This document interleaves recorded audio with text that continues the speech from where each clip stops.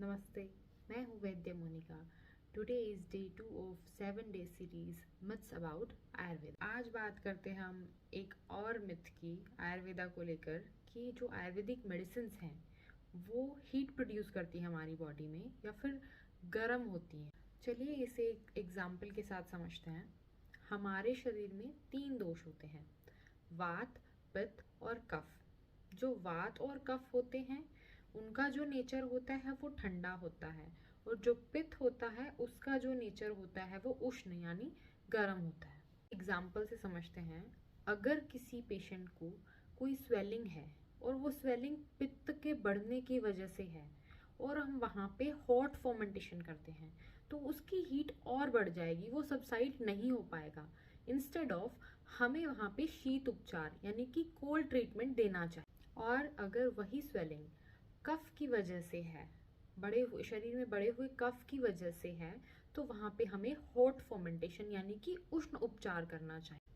So it is all based on युक्ति of a वैद्य, how we use it according to दोषास।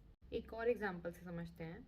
जैसे कुछ लोगों को भूख कम लगती है तो उनको दीपन और पाचन औषधि दी जाती हैं जो डाइजेस्टिव फायर को इनहेंस करती हैं, जो पोटेंसी में हॉट होती है, उष्ण वीर्य होती हैं। तो अगर उनका सेवन लगातार किया जाए सामावस्था के हटने के बावजूद भी, तो वो आपकी बॉडी में हीट पैदा करती है। एक मॉडर्न एग्जाम्पल के साथ समझते हैं। जब भी हमें कोई पेन किलर दिया जाता है उसके साथ में एक एंटा एसिड जरूर दिया जाता है, क्योंकि जो पेन किलर्स होते हैं उनकी पोटेंसी हॉट होती है और जो एंटा एसिड्स होते हैं वो उसको बैलेंस कर देते हैं। अब हम कॉमन घर की बात करते हैं। घर में आपने अपने बड़ों से कई बार सुना होगा गर्मियों में कि दही खाओ, दही ठंडी होती है।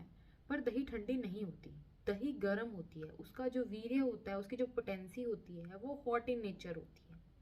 तो गर्मियों में दही का सेवन नहीं करना चाहिए। अगर आप करते भी हो तो उसके साथ शक्कर या फिर आंवला इनको मिक्स करके ही लेना चाहिए। दही के साथ साथ आपने ये भी सुना होगा कि जो बर्फ होती है वो ठंडी होती है। वो स्पर्श में बाय टच तो ठंडी होती है, पर जो उसकी पोटेंसी होती है, जो उसका काम होता है वो गर्म ही होता है। गर्मियों में हम लोग बहुत ऐसे आइसक्रीम्स खा लेते हैं और उसके बाद फील करते हैं कि एसिडिटी हो गई है। तो वो उसका कारण वही है कि जो उसकी पोटेंसी है वो हॉट इन नेचर है, इसी वजह से एसिडिटी हुई है। So let's clear this myth. All Ayurveda medicines are not hot in potency. Some medicines are hot in nature, some medicines are cold in nature.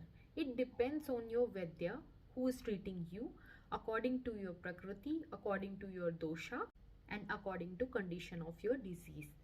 After that, you may not feel that Ayurveda medicines are hot in nature. I hope I cleared this myth that all Ayurveda medicines are not hot in potency.